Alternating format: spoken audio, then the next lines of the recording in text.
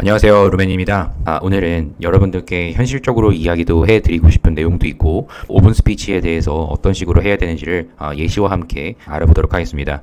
최근에 많이 나오는 이런 면직률, 퇴사율 이런 점들을 어떤 식으로 감소할 수 있는지에 대한 발표를 부탁드립니다. 라는 PT 주제가 상당히 많이 나오고 있습니다. 이런 점들을 여러분들이 차마 PT에서는 하지 못하는 내용 중심으로 예시와 함께 여러분들께 오픈 스피치를 어떤 식으로 해야 되는지를 알아보도록 하겠습니다. 처음에 오픈 스피치는 일단 인사를 하셔야 되기 때문에 안녕하십니까. 오늘 해당 주제에 대해서 발표를 맡게 된 홍길동입니다. 이 주제는 이 젊은 세대들의 빠른 퇴사가 일어나는 이 문제와 해결 방안에 대해서 발표를 하겠습니다. 이런 정도의 스타트를 끊어주시면 될 거고요. 그래서 이제 어떤 식으로 스타트를 이어갈지 해당 주제에 대한 나의 PT 전개 방법에 대해서 이렇게 초반에 말씀을 한번 해주시는 게 좋긴 합니다. 그래도 기본 예이기 때문에 해당 주제에 대하여 문제점과 해결 방안 및 기대 효과 그리고 결론 순으로 말씀을 드려보겠습니다. 이런 정도 하시고요. 무조건 도입부를 길게 하라는 이런 꿀팁을 주는 분들도 있던데 그런 부분은 잘못된 내용입니다. 어떤 주제에 대해서 발표를 하시던 간에 해결 방안 및 기대 효과 이런 점들을 가장 구체적으로 얘기를 어떻게 하면 더 할지를 많이 연습을 하셔야 됩니다. 그래서 한번 예시와 함께 보도록 하겠습니다.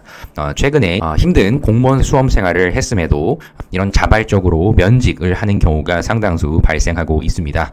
MZ 세대들의 빠른 포기를 문제 삼으며 세대 간의 화합과 조직력을 강화할 수 있는 방안에 대하여 문제점으로 크게 세 가지로 말씀을 드리겠습니다. 자, 첫 번째, 면접 단계부터 면접에 대한 교육 부족으로 면접관을 하고 있는 공무원과 고령층 세대에 대한 부정적인 인식을 유발하기도 합니다. 특히 지역 연고지에 대해서 묻는다든지 졸업 연도가 언제냐, 아니면 어느 지역에서 주로 자라왔느냐, 또는 결혼을 했느냐, 또 출산을 했느냐, 이런 질문들을 묻는 면접관들이 상당히 있다는 점을 제 입장에서는 이걸 알기 때문에 이렇게 문제를 삼아 보았습니다. 공무원에 일단 합격을 해야 되기 때문에 의뢰 입장에서 최대한 여러분들이 얘기하지 못하는 그런 내용을 저는 이렇게 문제를 삼아 보았습니다.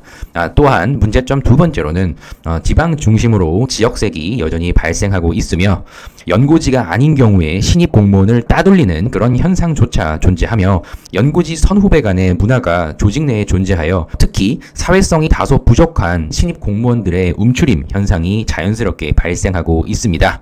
지금도 여러 지역에서 일어나고 있는 그런 내용 중에 하나입니다. 서울은 그나마 좀 적다 볼 수 있으나 경기도만 해도 이런 곳들이 꽤 있습니다. 제가 말씀드리고 싶은 부분을 잠깐 덧붙인다면 공무원 수험 기간이 평균적으로 1, 2년이다. 여러분도 아실 겁니다. 심한 경우에는 5년 이상의 장수생들도 많기 때문에 이들의 행정 처리를 할 수 있는 업무 능력과 특히 사회성 자체가 상당히 감소되어 있는 그런 상황에서 면접을 보는 경우가 상당히 많기 때문에 운이 좋아서 설령 합격을 해서 공직자가 됐다 하더라도 이 사회성과 이 업무 능력 저하는 상당히 심각한 현상입니다. 그래서 이런 두 번째 문제점을 잡아보았고요. 조금 더 얘기해 볼까요? 경기도와 서울시 이런 수도권을 제외하고는 지방직 공무원 같은 경우에 필기시험 합격자가 1.1배수 또는 1배수 혹여 기술직 같은 경우에는 더 낮은 경우에 미달이 나는 경우도 다수 존재를 합니다. 그 이야기는 면접 과정에서의 평가라는 것이 있기보다는 필기시험 성적 순으로 가는 경우가 상당히 많이 있다. 이런 부분이 있고요. 더 심각한 점은 가장 경쟁이 치열한 경기도의 경우에 필기 고득점자들의 면접에서 미흡으로 탈락을 하는 현상도 일어납니다.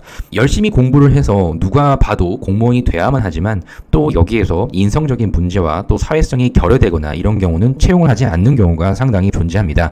제가 이 미흡을 많이 만나는 입장에서 이거는 실제 어떻게 보면 진짜 해결해야 될 문제 중에 하나입니다. 세 번째 문제를 한번 볼까요? 사회성과 이런 업무 능력이 부족할 수밖에 없는 이런 신입 공무원들의 체계적인 교육과 인수인계의 부재가 상당히 또 심각한 문제입니다.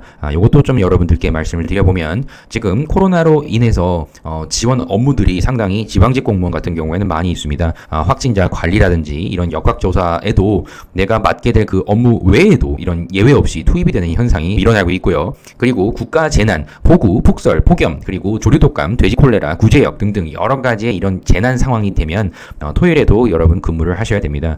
수시 착출이 되고 그뿐만 아니라 코로나가 이제 끝나게 되면 되면 각종 지역마다의 축제에 모두 여러분들이 또 투입이 될 겁니다. 그래서 각종 지역 행사 참여로 인한 주말 근무가 상당히 많이 있을 겁니다. 지방으로 내려가면 내려갈수록 이장님의 힘이 클수록 상당히 신입 공무원분들이 하셔야 되는 잡무가 상당히 많이 있습니다. 또한 내가 낸 세금으로 당연히 이 공무원은 봉사를 해야 된다는 생각을 갖고 있는 고령층의 악성 민원인들로 인해서 상당히 정신적으로도 고충이 큽니다. 이런 문제도 있고요. 그리고 개개인마다 공직에 적응하는 시간 차이가 상당히 다름에도 불구하고 별도의 멘토링 제도와 같은 이런 부분이 상당히 부족합니다. 더 중요한 것들을 좀 얘기해 볼까요? 공직으로 처음으로 발령을 받는다 하더라도 신입에게 모든 것을 맡기는, 아무도 신경 써주지 않는 이러한 문화가 있습니다. 중요한 업무가 포함되어 있는 실무 투입이 되어 실제로 아마 동기끼리 물어서 적응하는 경우가 공무원 조직에 상당히 많이 있거든요. 아마 여러분들도 합격을 하게 되면 덩그러니 던져진다고 해야 될까요? 이런 안타까운 경우가 종종 있습니다. 이 많은 분들을 공직자로 만들어내고 있지만 또 그만큼 또 그만두시는 경우가 상당히 많이 있습니다. 그래서 실제로 전주시에 일행직 발령자회 같은 경우에 뉴스가 났었죠. 한 달 동안 거의 잠도 못 자고 출근을 했고 사회생활을 해봤겠습니까? 이런 기한 작성 방법조차 모르는 그런 상황 속에서 한 달 동안 사업계획서를 거의 30개 가까이 작성을 하였고 얼마나 큰 스트레스였겠습니까? 더 큰 문제는 아무도 이에 대한 조언과 도움 없이 모두 알아서 할 수 있도록 다그치는 경우만 일어나는 경우가 있어 극도의 스트레스 환경 조성으로 인하여 결국 자살하는 사례로 이어졌습니다. 이러한 문제가 더 큰데 무슨 이 젊은 공무원들의 면직률이나 오래 참지 못하고 나가냐, 또 아니면 나 때도 당연히 그랬다, 체계적인 관리 방법이 분명 필요한 상황입니다.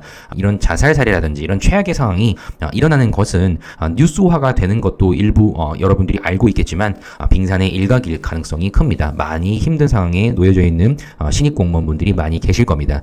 또한 이러한 상황에 놓이는 가장 큰 원인은 연고지를 따지는 이런 지방에 발령이 된 경우에는 비연고자의 경우에 이런 업무들이 더 쏠리는 현상이 일어나기도 합니다. 말 못할 고충이 상당히 많이 있다. 하지만 중요한 건 무엇이냐? 개인적으로 이렇게 정신적으로 신체적으로 고충이 분명히 있음에도 불구하고 가족들이 공무원이 됐다고 좋아하는 모습을 보았을 때는 절대 힘들다는 그런 얘기조차 하기가 어려운 상황에 처한 경우가 많이 있습니다. 또한 외부적으로 공무원이 별로 할 일이 없다, 이런 부정적인 인식으로 인한 부분도 문제가 되고요. 공무원이란 이런 직업에 대한 높은 기대치가 또 외부적으로도 있을 겁니다.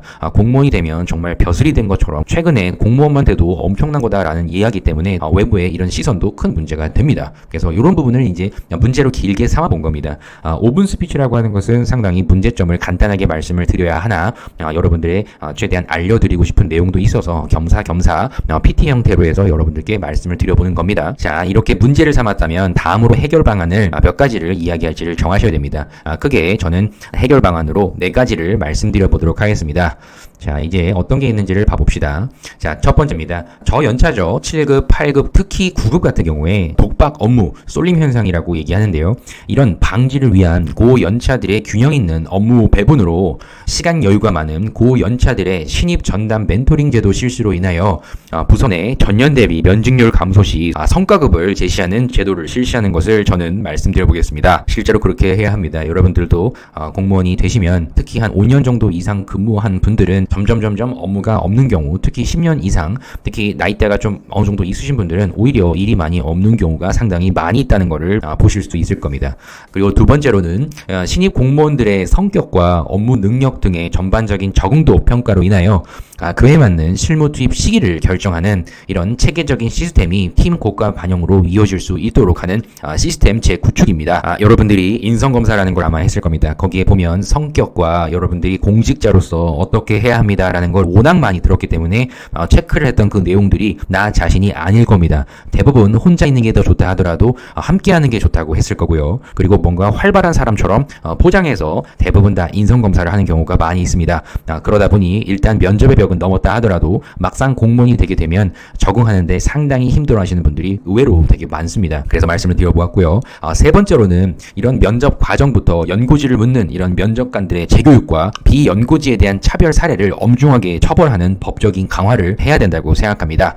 특히 공직자들, 그 윗세대들의 부하 직원에 대한 인식 개선 또한 중요하며 특히 남자 직원들의 힘쓰는 그런 정규 업무 외적인 업무를 없애는 것도 하나의 방법이며 회식 시에 여전히 술잔 돌리기 같은 오래된 군대식의 문화가 여전히 깊숙하게 박혀있는 그 지역들을 찾아서 그런 부분들을 추출하는 것이 현실적으로 근본적인 면직률을 없애는 방안이라고 생각합니다. 이렇게 세 번째로 또 얘기해 보았습니다. 네 번째도 볼까요? 특히 내부적으로도 그렇지만 외부적으로 이런 악성 민원 같은 경우에 여러 가지의 무리한 요구로 인하여 스트레스를 받는 신입 공무원들의 주기적인 이런 그 현재 상태를 파악하거나 휴식 제도를 조금 더 개선하여 최대한 적응할 수 있도록 돕는 방안을 제시해 봅니다. 하지만 제일 중요한 거는 각 내부 어디를 가건 내가 할 업무보다 같이 근무할 동료들의 서로 간에 위하는 그런 내부 문화가 있다면 어떻게든 버팁니다. 하지만 아까도 말씀드렸지만 이런 연고지가 아니라면 최대한 이렇게 차별하는 경우도 있고요. 나도 스스로 어려운 점을 다 극복하고 배웠기 때문에 신입이 온다 하더라도 당연히 그렇게 해야 된다라고 생각하며 바로 윗 선임이 뭔가 제대로 된 교육을 해주지 않는 경우도 많이 일어나고 있습니다. 그래서 동기 카톡방에서 업무를 배우는 경우도 상당히 많이 있고요. 그런 부분 때문에 가장 중요한 건 내부적으로 서로 보살피는 그런 문화를 만드는 게 또 상당히 중요할 겁니다. 그래서 네 가지를 말씀을 드렸고요. 이에 따른 기대 효과를 말씀드려 보겠습니다. 이로 인하여 실제 공무원이 최저 시급보다 더 적게 받는 현상까지 이제 일어났고요. 그리고 공무원이라서 국가에서 주는 지원금에 대한 혜택 지급도 없는 상황에서 상당히 억울해하는 공무원분들도 많이 있고요. 이런 안정성이라는 그런 이유 하나로 공직자가 되려는 이들의 안정적인 내부 문화가 구축될 것이며 악성 민원이 설령 발생한다 하더라도 즉각적인 처벌과 이로 인한 조직 생활에 이런 어려운 고충이 발생해도 버틸 수 있는 그런 끈끈한 힘이 유발될 수 있을 거라고 기대 효과로 제시를 해보았습니다.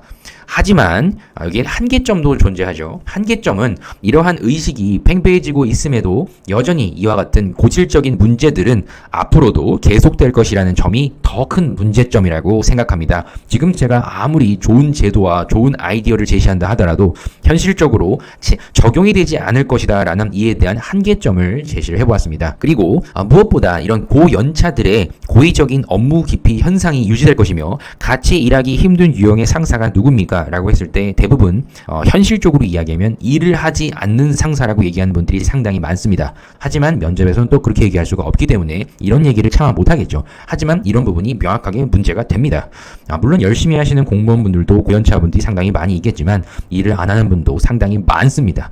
그래서 이러한 은퇴를 앞둔 고연차들의 무능력함은 은퇴 이후 이제 100세 시대에 무언가 할 수 있는 업무가 기술직이라면 그나마 좀 있거나 세무직이나 관세직이나 예를 들면 이런 정도면 좀 내가 활용할 수 있는 이런 업무 능력도 업무 지식도 물론 있겠지만 행정직 별로 뭔가 민원응대도 더 이상 하지 않고 뭔가 더 발전이 없는 그런 유의 업무를 주로 하셨다가 일을 거의 하지 않은 그런 분들은 공직자 은퇴 이후에도 할 수 있는 업무가 없어서 이런 고령화 시대에 또 다른 심각한 문제로 이어진다고 하는 점이 주장에 대한 명확한 한계라고 저는 생각합니다.